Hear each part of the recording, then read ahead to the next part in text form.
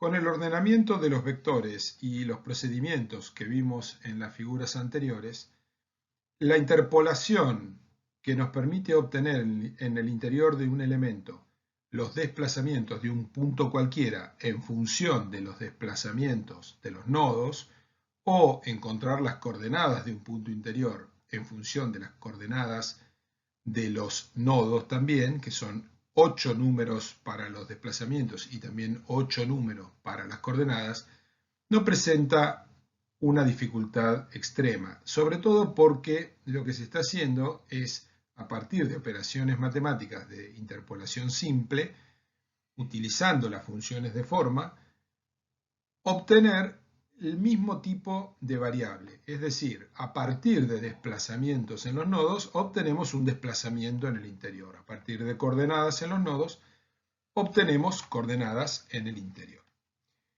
El mayor desafío está planteado para la obtención de las deformaciones específicas, porque en el caso de las deformaciones específicas lo que necesitamos es un procedimiento matemático que permita, a partir de los desplazamientos en los nodos del elemento, encontrar deformaciones específicas en cualquier punto en el interior de ese elemento.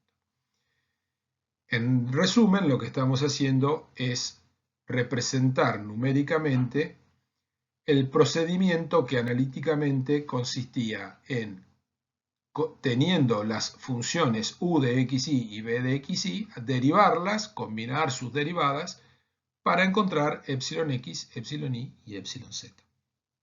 Pero ahora no tenemos esas funciones, como ya mencionamos anteriormente.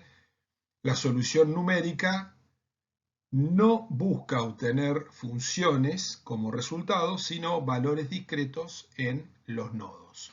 Y sobre la base de esos valores, que son las incógnitas fundamentales del problema, los desplazamientos en los nodos de la malla de elementos finitos, poder obtener en cualquier punto del dominio los desplazamientos, que ya vimos cómo se hace, pero también deformaciones específicas, porque con las deformaciones específicas calcularemos las tensiones. Entonces, el desafío, repito, es mayor porque tenemos que, partiendo de desplazamientos constantes en los nodos, obtener deformaciones específicas en el interior. Es decir, debemos representar esas derivadas de alguna manera. Y lo que vamos a hacer es, en lugar de deducir todo ese procedimiento, lo cual es posible, pero es un camino más largo, vamos a proponer que existe una determinada operación matricial que resuelve este problema y luego vamos a demostrar que esa operación funciona, es decir, que nos lleva al resultado que nosotros estamos queriendo obtener. Y esa operación es la siguiente. Postulamos que podemos obtener el vector de deformaciones específicas a partir del vector de desplazamientos a través de una entidad nueva que es esta matriz B larga mayúscula, que sería como una matriz que deriva y se la suele llamar matriz cinemática. Vamos a proponer la forma de esa matriz a partir de esta figura que tenemos acá. Pero antes hagamos alguna consideración en términos de las dimensiones de estas entidades matriciales. El vector de deformaciones específicas es un vector que tiene 3 filas y una columna, es decir, que tiene 3 por 1. Y del lado derecho de la igualdad sabemos que el vector de desplazamientos tiene 8 filas y una columna, porque vamos a utilizar ese formato, el de vector columna. Por lo tanto, ya deducimos que la matriz B tendrá que tener 3 filas y 8 columnas. Y vemos que precisamente esta matriz que estamos postulando aquí abajo tiene 3 filas y 8 columnas. Vamos a ver las particularidades de los elementos que contiene y el ordenamiento. Y luego vamos a demostrar, como les estaba diciendo, no estamos deduciendo esta matriz, sino que la estamos proponiendo y luego vamos a deducir que efectivamente funciona para obtener las deformaciones específicas a partir de los desplazamientos. Vemos en la primera fila de la matriz que tenemos la derivada de h1 respecto de x, luego tenemos un 0, luego la derivada de h2 respecto de x, otro 0, derivada de h3 respecto de x, otro 0, derivada de h4 respecto de x. Es decir, que tenemos las 4 derivadas de las funciones de forma, que son 4 porque son 4 funciones de forma, porque tienen 4 nodos. Si tuviésemos un elemento de 9 nodos serían 9. Tenemos las derivadas de las 4 funciones de forma respecto de x en la primera fila, con unos ceros intercalados, que luego veremos para qué sirven. En la segunda fila tenemos un 0, la derivada de h1 respecto de y, otro 0, la derivada de h2 respecto de y, otro 0, derivada de h3 respecto de y, 0 y derivada de h4 respecto de y. Es decir, que en la segunda fila tenemos las derivadas de las 4 funciones de forma respecto de y, de la otra coordenada. Y otra vez aparecen esos ceros. Y en la tercera fila volvemos a tener las derivadas de las funciones de forma respecto de x y de y, las tenemos a las que habíamos representado en las dos filas anteriores, todas juntas, pero permutadas. Ven que aquí de h1 respecto de x aparecía en la primera columna y aquí la tenemos en la segunda columna. Y de h1 respecto de y que aparecía en la segunda columna, acá la tenemos en la primera. Y así vamos repitiendo de h2 respecto de y, de h2 respecto de x, y así sigue. Y también veremos cuál es la razón por la que tenemos estas cosas. Y hay que hacer notar una cuestión. Si bien esta matriz tiene 3 por 8, 24 elementos, de esos 24 elementos hay solamente 8 que son distintos. Y esos 8 que son distintos son las derivadas de las 4 funciones de forma respecto de x y las derivadas de las 4 funciones de forma respecto de y. Si observan, van a ver que en esta fila se repiten las que ya se habían puesto anteriormente y bueno, y después tenemos los ceros que no interesan. Es decir, que en realidad hay 8 derivadas a determinar de las funciones de forma respecto de x. Y otra cosa que tenemos que hacer notar es que desde el punto de vista formal estas derivadas están bien, se pueden plantear, pero desde el punto de vista real, operativo, no se pueden calcular. ¿Por qué? Porque las funciones de forma son función de R y de S, no de X y de Y. H1 es 1 más R por 1 más S, todo dividido 4, por ejemplo. Por lo tanto, si tenemos que derivar esa expresión respecto de X, no lo podemos hacer directamente. Vamos a ver que eso después nos lleva a tener que hacer otra operación intermedia más en los cálculos, pero por el momento vamos a plantear a B de esta manera para poder demostrar que efectivamente al multiplicarla por el vector de desplazamientos nos da las deformaciones específicas. Para demostrar la validez de la matriz propuesta, que de acuerdo a lo formulado anteriormente nos permitiría obtener el vector de deformaciones específicas epsilon x, cuyos términos son epsilon x en la primera fila, epsilon y en la segunda y gamma xy en la tercera, vamos a chequear esta operación para el primero de los términos, es decir, para epsilon x, dejando para el curso la verificación de los otros dos. Es decir, estos dos se recomienda hacerlo de la misma manera en que vamos a explicitar en la clase, porque en los parciales se suelen tomar la demostración de cualquiera de los tres. Por lo tanto, lo que haremos será desarrollar este producto, B por U, que tiene en definitiva 3 términos resultantes, para obtener el primero. Es decir, vamos del producto B por U, vamos a evaluar el término 1, 1, desarrollarlo y en caso de que encontremos que de ese desarrollo se deriva que se obtiene epsilon x, vamos a dar por buena la expresión que tenemos aquí, que en realidad deberían chequearse estos otros dos también, lo cual se deja para cada uno de ustedes que lo realice por su cuenta. De manera tal que lo que vamos a hacer es el producto de esta fila por el vector columna de desplazamientos, que es uno solo. Primera fila de la matriz B propuesta por la columna única del vector de desplazamientos nodales. En su expresión de una columna de 8 por 1, con los términos U1, B1, U2, B2, etc., porque resultan más convenientes para este enfoque. Por lo tanto, tendremos que ir multiplicando uno a uno todos los términos.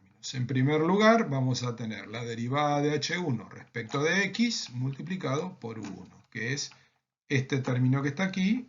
Derivada de h1 respecto de x es h1, x. Luego vamos a tener este 0 multiplicado por b1, que es este término que tenemos aquí. En tercer lugar, en la suma, vamos a tener derivada de h2 respecto de x por u2, que es h2, x por u2.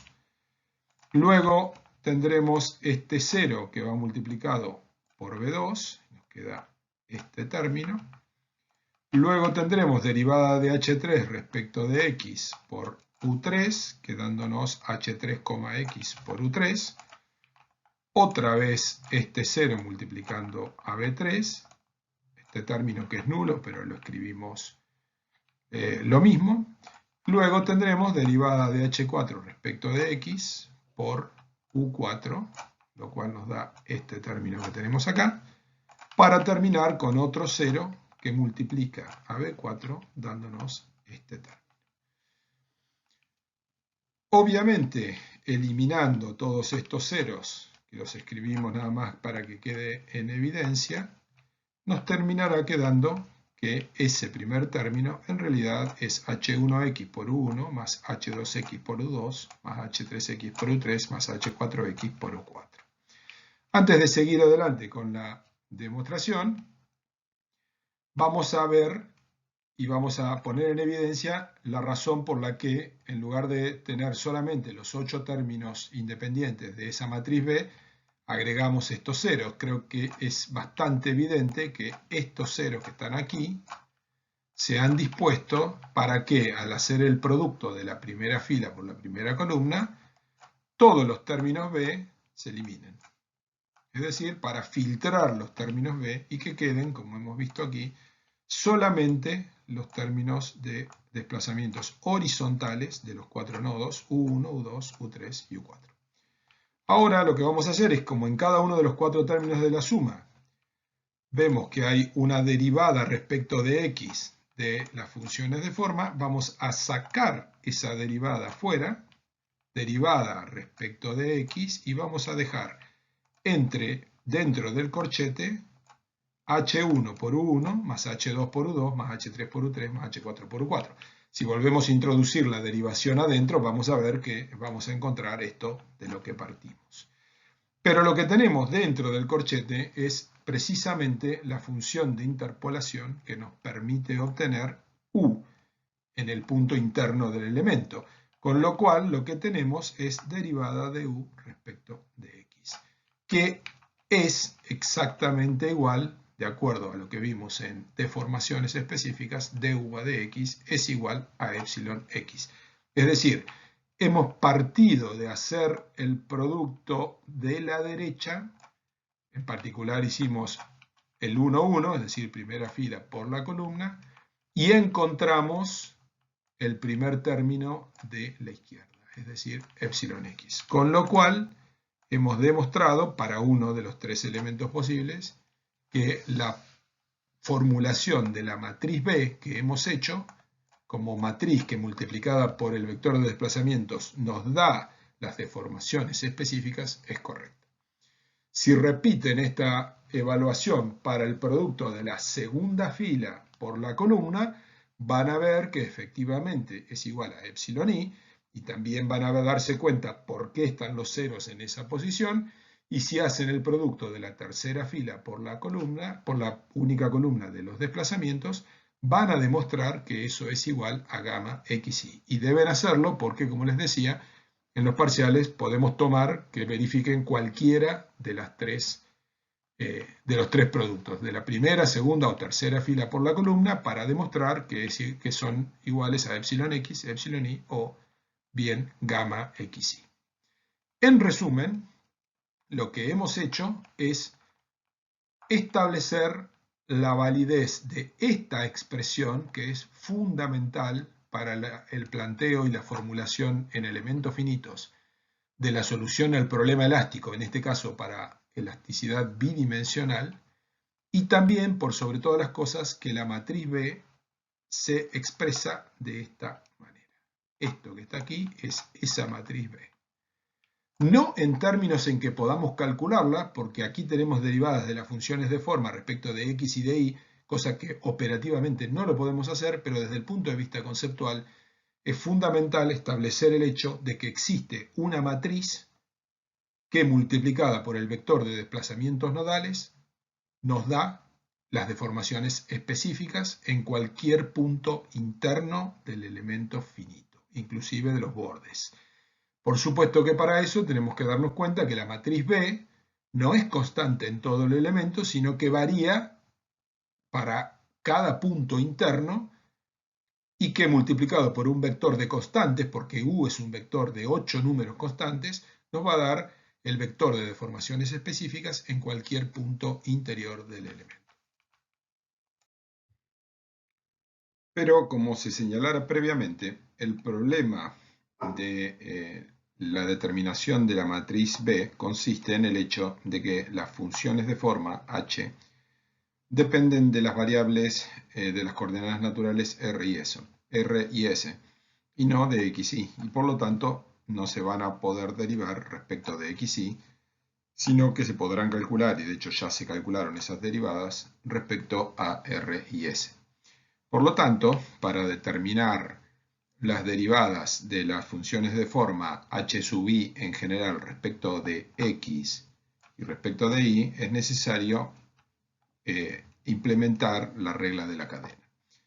Por ejemplo, para el caso de derivada de h1 respecto de x, a la cual notamos de manera compacta como h1, x, deberá hacerse la derivada de h1 respecto de r por la derivada de r respecto de x, y como se trata de una función de dos variables, a eso habrá que sumarle la derivada de h1 respecto a s por la derivada de s respecto de x, lo cual se puede volver a escribir como h1, r por dr a dx más h1s por ds a dx.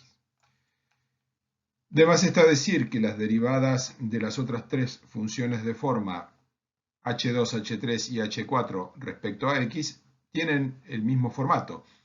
En general podemos decir que hi, x es igual a hi, r por dr a dx más hi, s por ds a dx.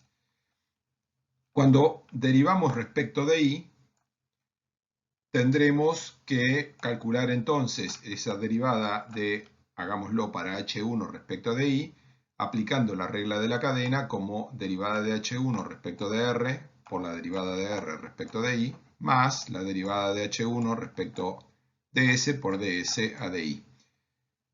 Una vez más, de manera compacta, queda h1, r por dr a di más h1, s por ds a di. Y también volveríamos a tener para cualquier función de forma h sub i, siendo i o pudiendo variar i entre 1 a 4 para las cuatro funciones de forma, o el número de nodos que tenga el elemento, sería entonces hi, y igual a hi, r por dr de i más hi, s por ds a di. Lo que aparece como constante en estas expresiones son estas derivadas entre las coordenadas de ambos sistemas. Tenemos el sistema de coordenadas reales x y el sistema de coordenadas naturales r y s, y estamos refiriendo nuestros problemas y nuestras funciones de interpolación entre ambos sistemas. Es decir, que estas derivadas de R a de X, de S a de X, de R a de Y, de S a de Y, son las componentes de la inversa del jacobiano de la transformación de coordenadas, tal como aparece en esta figura. J a la menos 1 es la inversa del jacobiano, es una matriz de 2 por 2 que tiene estas componentes: derivada de R respecto de X en el término 1, 2, 1, 1, derivada de S respecto de X en el 1, 2, de R a de Y en el 2, 1 y de S a de Y en el 2, 2.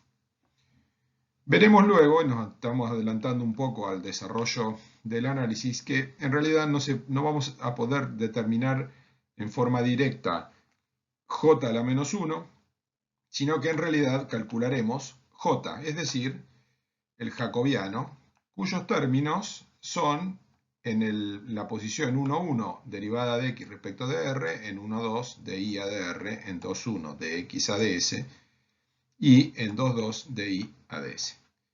Pero en este momento lo que interesa es dejar claro el hecho de que para poder obtener las derivadas de las funciones de forma respecto de X y de Y, es decir, las coordenadas reales del problema, tendremos que echar mano de las derivadas de las funciones de forma respecto a las coordenadas naturales R y S y a los términos de la inversa del jacobiano.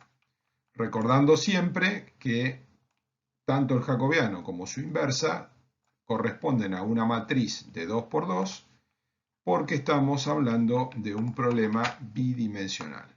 Es decir, estamos en el espacio bidimensional y por esa razón el jacobiano, que expresa el modo en que se transforman las determinadas expresiones, incluyendo la geometría, entre el sistema XY y el sistema RS, es una matriz de 2 por 2.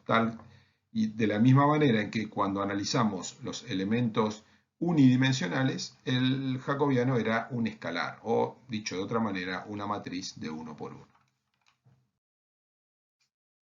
Veamos ahora el modo en que obtendremos las componentes del jacobiano. Tal como mencionamos hace unos instantes, si bien para el cálculo de las derivadas de las funciones de forma respecto a X e Y vamos a aplicar o a utilizar los términos de la inversa del jacobiano, el procedimiento va a consistir en determinar el jacobiano y luego, invirtiéndolo, obtener J a la menos 1. Por lo tanto, lo que tenemos que analizar o desarrollar es el modo de obtener las 4 componentes del jacobiano, es decir, las derivadas de las coordenadas reales X e Y respecto a las naturales R y S. Veámoslo para el caso de la componente J11, es decir, derivada de X respecto de R. La derivada de X respecto de R se desarrolla haciendo uso de la interpolación que nos da el valor de X en el interior del elemento a partir de las funciones de forma y las coordenadas de los nodos. X, en general, X chica, es decir, el valor de X en el interior del elemento, es lo que tenemos dentro del paréntesis, es decir, es H1 por X1 más H2 por X2 más H3 por X3 más H4 por X4. Siendo X1, X2, X3 y X4 las coordenadas X de los 4 nodos del elemento y H1, 2, 3 y 4 las funciones de forma que varían con R y con S. En tanto que las X son constantes, porque son coordenadas de puntos de la malla de elementos finitos.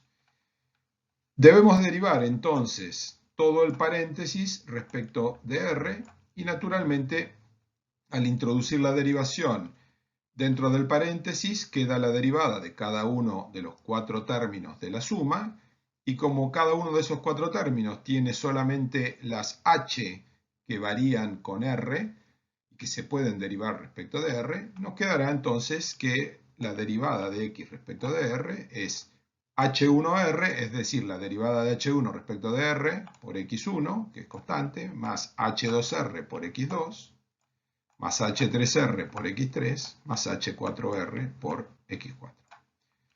Y ese es el término 1,1 de la matriz jacobiano, es decir, de esta matriz.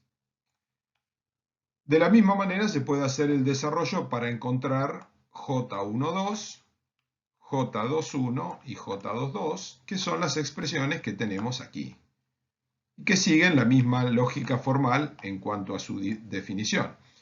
Si, por ejemplo, en J21 estamos derivando x respecto de s, tendremos 4 términos en la suma, las derivadas de las funciones de forma respecto de s, porque es lo que está aquí en esta derivación, y aquí tendremos las coordenadas x.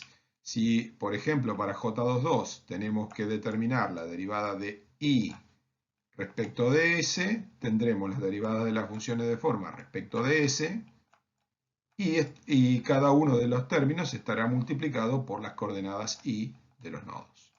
De esa manera es fácil encontrar la lógica para recordar cómo se relacionan con respecto a qué variable coordenada natural se derivan las funciones de forma y por cuáles coordenadas de los nodos van multiplicados. De esa manera se pueden obtener las 4 componentes de la matriz jacobiana y invirtiendo esa matriz se encontrará j a la menos 1, cuyos términos son los que realmente tenemos que utilizar para obtener las derivadas de las funciones de forma respecto de x y de y, que es el objetivo que estamos buscando. Independientemente del cálculo analítico de los términos de la matriz jacobiana que vimos anteriormente, es importante realizar un ordenamiento para poder hacer las cuentas de forma matricial. Y para eso vamos a definir, en primer lugar, una matriz a la que denominaremos H sub RS, que es una matriz de 2 filas por 4 columnas y contiene las derivadas de las funciones de forma respecto de R y de S. En la primera fila están las derivadas de las 4 funciones de forma respecto de la coordenada natural R, y en la segunda fila las derivadas de las 4 funciones de forma respecto de la coordenada natural S. La matriz HRS es de 2 por 4 siempre que tengamos 4 nodos en el elemento. Si tuviéramos un elemento de 9 nodos, sería una matriz de 2 por 9. Tiene 2 filas porque es bidimensional, porque es un elemento para trabajar en el plano, y tiene tantas columnas como número de nodos posea el elemento. En este caso, como estamos estudiando elementos de 4 nodos, HRS es una matriz de 2 por 4. Vamos a postular el hecho de que el jacobiano se obtiene a partir del producto de esta matriz HRS por la matriz XY que contiene las coordenadas de los 4 nodos del elemento en el sistema de coordenadas reales. Esta matriz XY es una matriz de 4 por 2 y en la primera fila tiene las coordenadas que definen la posición del nodo 1, en la segunda la posición del nodo 2, en la tercera la del nodo 3 y en la cuarta la del nodo 4. Vemos que dimensionalmente las cuentas cierran porque HRS es una matriz de 2 por 4, XY es una matriz de 4 por 2, es decir que su producto nos permitirá obtener una matriz de 2 por 2, y a priori por lo menos sabemos que el jacobiano es una matriz de 2 por 2, así que en ese sentido por lo menos vemos que tendremos una congruencia dimensional. Pero tenemos que verificar que ese producto, más allá de que nos dé una matriz de 2 por 2, nos da el jacobiano. Y vamos a chequearlo verificándolo con el primer término de este producto, es decir, el término que surge de multiplicar la primera fila por la primera columna, lo cual daría de este producto HRS por XY el término 1,1, y deberíamos verificar que obtenemos a partir de esa cuenta de primera fila por primera columna el término derivada de x respecto de r. Vamos a ver entonces, hagamos entonces ese producto, nos quedaría H1R por X1, que es esto que tenemos acá, más H2R por X2, que es esto, más H3R por X3, que es esto, más H4R por X4, que es esto. Y efectivamente, esa suma de cuatro términos es lo que vimos en la figura anterior, que surge de hacer la derivada de x respecto de r, que es asimismo el primer término, el término J11 de la matriz jacobiano, y por lo tanto, lo que estamos haciendo es verificar esta igualdad que habíamos propuesto. Faltaría hacer la verificación de los otros tres términos que quedan como tarea, pero efectivamente termina verificándose esa igualdad. Podremos entonces avanzar en el objetivo definitivo de todo el análisis, que es la obtención de la matriz B. La matriz que multiplicada por los desplazamientos nodales permite obtener el vector de deformaciones específicas. Y los procedimientos de multiplicación de matrices nos permitirán obtener no directamente B, sino una matriz auxiliar que llamaremos B asterisco, que contiene las 8 componentes no nulas de la matriz B. Recordemos, recapitulando, que la matriz B tiene 3 filas y 8 columnas, es decir, teóricamente 24 elementos, pero de esos 24 elementos hay solamente 8 que son no repetidos o no nulos. Y esos 8 elementos son los que, de manera compacta, agruparemos en 2 filas y 4 columnas en esta matriz B asterisco, colocando en la primera fila las derivadas de las 4 funciones de forma respecto de x y en la segunda las derivadas de las 4 funciones de forma respecto de y. Y proponemos que se puede obtener esa matriz multiplicando j a la menos 1 por HRS, es decir, la inversa del jacobiano, por esa matriz que contiene las derivadas de las funciones de forma respecto a R y a S que definimos en la figura anterior. Explicitando ese producto, tendríamos aquí j a la menos 1 y aquí HRS. Como hemos venido haciendo operativamente en el análisis, vamos a entonces proponer que ese producto nos da esta matriz B y vamos a hacer la verificación de, por ejemplo, este primer término. El término 1,1 de B asterisco debería surgir de multiplicar la primera fila de j a la menos 1 por la primera columna de HRS. Y eso es lo que haremos aquí. Derivada de R respecto de X por H1R, derivada de R respecto de X por H1R, más derivada de S respecto de X por H1S, H1S derivada de S respecto de X. Y esto es precisamente lo que surge cuando se hace la derivada de H1 respecto de X aplicando la regla de la cadena. Como H1 es función de RS y nosotros queremos derivarla respecto de X, aplicando la regla de la cadena, tendríamos que la derivada de H1 respecto de X es la derivada de H1 respecto de R por la derivada de R respecto de X, más, por ser dos variables, la derivada de H1 respecto de S por ds a dx. Lo cual confirma esta igualdad.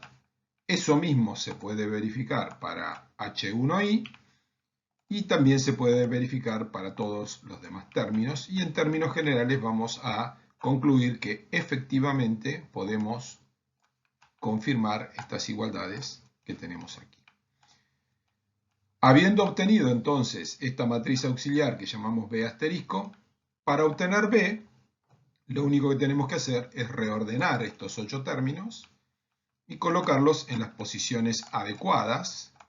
Las 4 derivadas respecto de x de las funciones de forma en la primera fila, con los ceros intercalados, las derivadas respecto de y en la segunda, y en la tercera recordemos que iban las 8 derivadas con este ordenamiento. La razón por la que se disponían de esta forma en la matriz B eran, como vimos previamente, para que al multiplicarlo por los desplazamientos nodales del elemento, ese vector U de 8 filas y una columna, quedaran los cálculos de manera ordenada para que se obtuvieran los tres términos del vector de deformaciones específicas, epsilon x, epsilon y gamma xi, dando entonces la expresión que ya habíamos desarrollado, epsilon igual a b por u.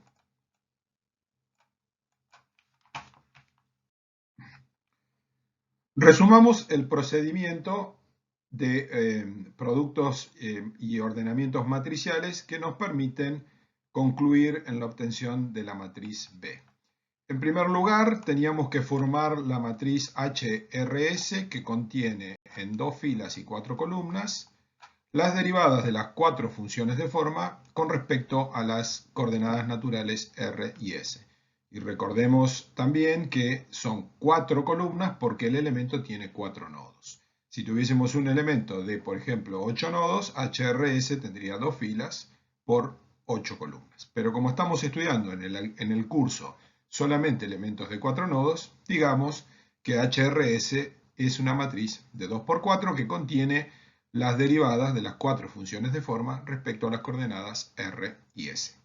Una vez que hemos formado esa matriz, podemos obtener la matriz jacobiano multiplicando a HRS por la matriz XY, siendo la matriz XY una matriz que contiene las coordenadas de los nodos. En la primera fila la posición del nodo 1, en la segunda la posición del nodo 2, en la tercera la del nodo 3 y en la cuarta la del nodo 4. El producto entonces de HRS por XY nos dará la matriz jacobiana. Invirtiendo la matriz jacobiano obtendremos J a la menos 1. Y multiplicando J a la menos 1 nuevamente por HRS, es decir, por esta misma que habíamos formado anteriormente, que la volvemos a utilizar, obtendremos la matriz B asterisco que contiene las derivadas de las 4 funciones de forma respecto de X y de Y. Obsérvese entonces que en definitiva partimos de una matriz que tiene las derivadas de las 4 funciones de forma respecto de R y de S y que terminamos obteniendo B asterisco, que es una matriz que contiene las derivadas de las funciones de forma respecto de X y de Y. Eso es lo que hemos resuelto con este procedimiento. Explícitamente entonces J a la menos 1 es esto, HRS es esto, y lo importante es que obtenemos las derivadas de las 4 funciones de forma respecto de X y de Y. Y una vez obtenida esta matriz B asterisco, solamente tenemos que reordenarla para obtener, como vimos hace instantes, la matriz B, que multiplicada por el vector de desplazamientos nodales nos dará el vector de deformaciones específicas. Solamente tenemos que mencionar o reiterar, porque es importante, que estas operaciones o los términos de las matrices, en particular de HRS y J a la menos 1 y también B asterisco como B, son términos que varían con R y con S. Es decir, nos paramos en un punto determinado dentro del elemento definido por unas coordenadas R y S y obtenemos una matriz numérica HRS, J a la menos 1 y B. Pero para que estas matrices sean matrices numéricas, primero tenemos que estacionarnos o definir una posición dentro del elemento. Si no definimos esa posición dentro del elemento, estas matrices tienen términos que son variables con R y con S. Sin embargo, existe un caso particular en el cual el jacobiano es constante en cualquier punto dentro del elemento, y es el elemento rectangular. El elemento rectangular es aquel que tiene sus lados paralelos a los ejes X e Y, es decir, dos lados paralelos a X, otros dos lados paralelos a Y, y una geometría como la que se ve en esta figura, en la cual se podría definir la longitud según X como delta X, la longitud de los lados según Y como delta Y.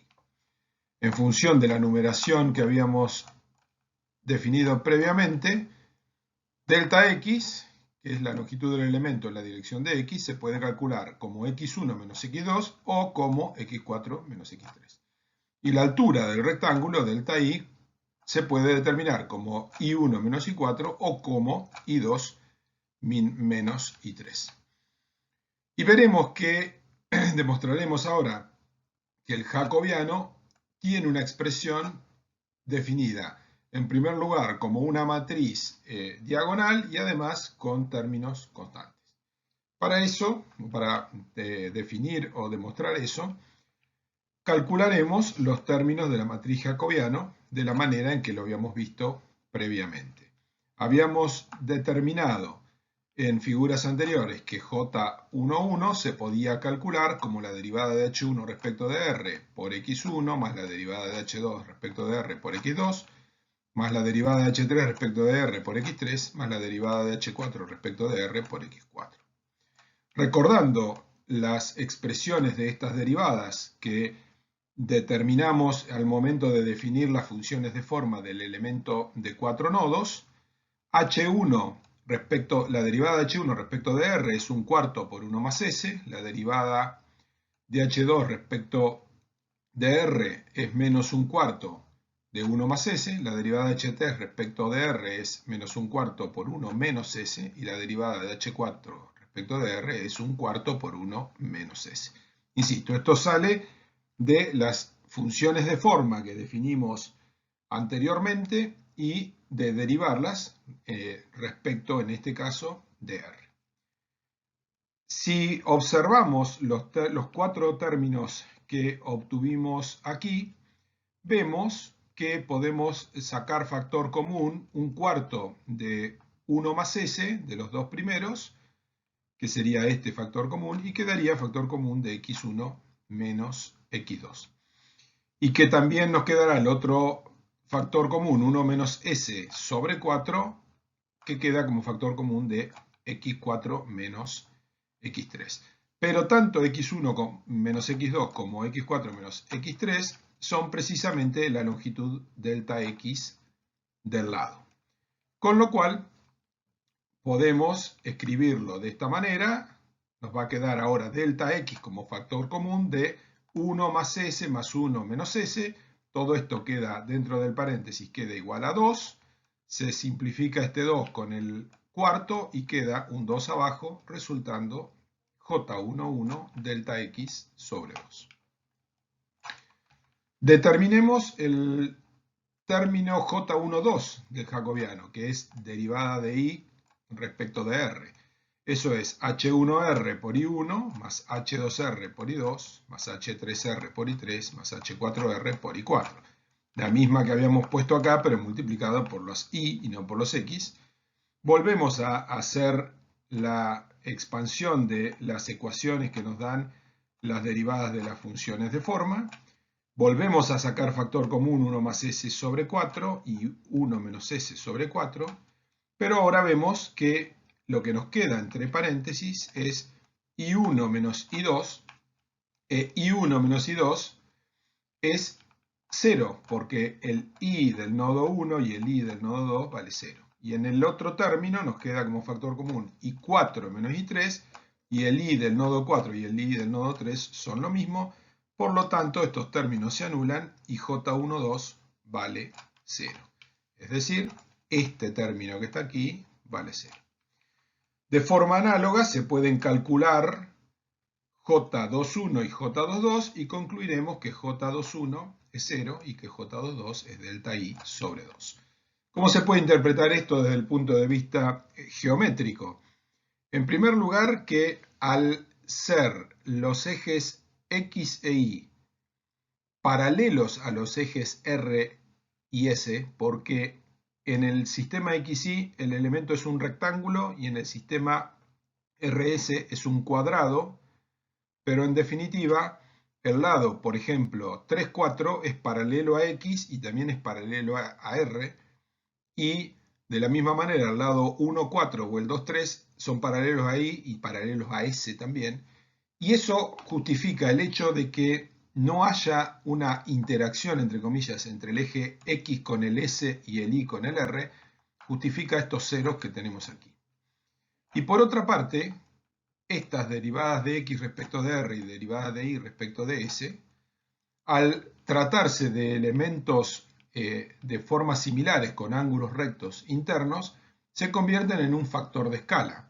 derivada de x respecto de r se convierte en el cociente entre lo que mide el elemento en xy, que es delta x, y lo que mide el elemento en rs, que siempre es 2.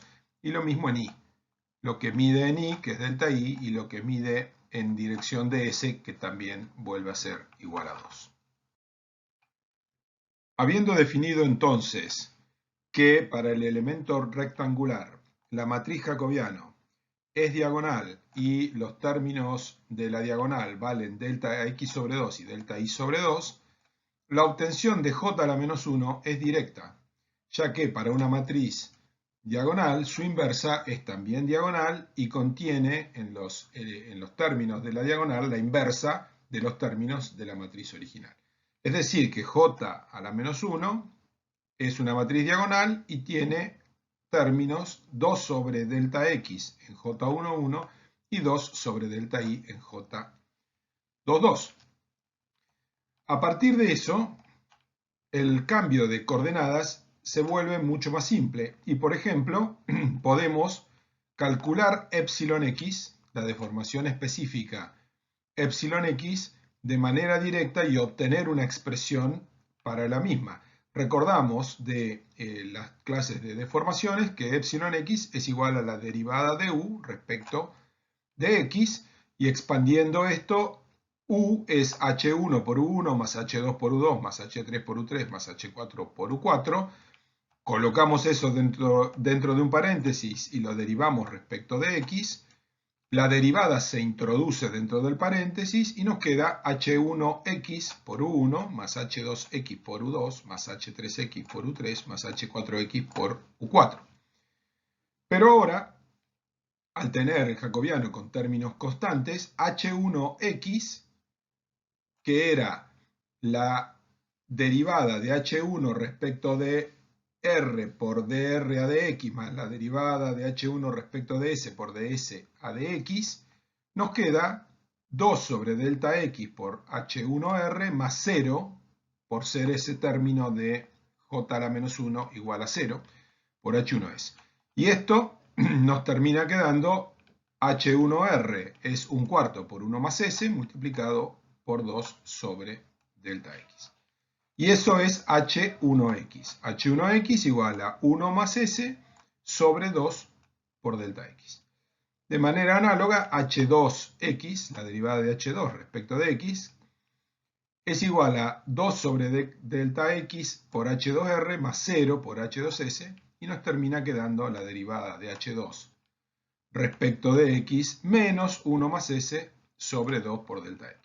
Podemos hacer el mismo desarrollo para las otras dos funciones de forma, pero ya nos damos cuenta cuál es la expresión que tenemos que obtener. La derivada de la función h3 respecto de x va a ser 2 sobre delta x por la h2,r, y h4,x va a ser igual a 2 sobre delta x por h4,r, y eso es lo que escribimos acá, poniendo la expresión de h3r y de h4r.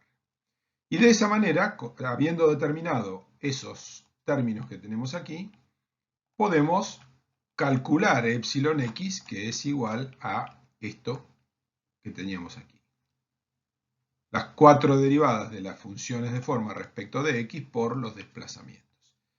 Reemplazando entonces estas que tenemos acá, estas h1x, h2x, h3x y h4x en esta expresión que tenemos recuadrado en verde, y agrupando los términos de los factores comunes, que tendremos 1 más s y 1 menos s, nos va a quedar que epsilon x es igual a esta expresión que tenemos aquí, que es 1 más s por u1 menos u2 más 1 menos s por u4 menos u3, todo dividido 2 por delta x. De la misma manera se puede obtener epsilon y se recomienda hacer un desarrollo análogo a este para obtenerla, porque es un tema que se toma mucho en los parciales. al igual que la determinación de gamma xi, que termina quedando esta expresión y es un poquito más larga que el caso de epsilon x y epsilon y, pero no tienen ninguna dificultad porque siguiendo esta deducción se pueden obtener tanto epsilon i como gamma xi. Por lo tanto, el elemento rectangular es un elemento en el cual se pueden obtener las deformaciones específicas de manera directa, conociendo los desplazamientos en los nodos U y B, pero tiene un problema básico y es que está restringido a modelos o a estructuras que tengan bordes o huecos o toda su geometría definida por líneas que sean paralelas a X e Y. Porque si queremos mallar o modelar un borde inclinado con elementos que tienen que ser rectangulares y de caras paralelas a X e Y, nos quedará donde en realidad tenemos que tener una línea inclinada. Supongamos que tenemos que hacer el mallado de un modelo como este con elementos rectangulares. Tendríamos que ir haciendo una malla que vaya siguiendo como una escalera el borde, lo cual está mal. Eso es algo que es incorrecto. La manera correcta de mallar en un borde inclinado es utilizar elementos que tengan también bordes inclinados, pero ya no permitirían esta formulación. Sin embargo, tiene sentido porque en algunos casos se podría llegar a aplicar. Pero veremos en las clases subsiguientes que lo que hay que hacer es esto y veremos el modo de resolver los elementos sin necesidad de restringirlos a que tengan forma rectangular.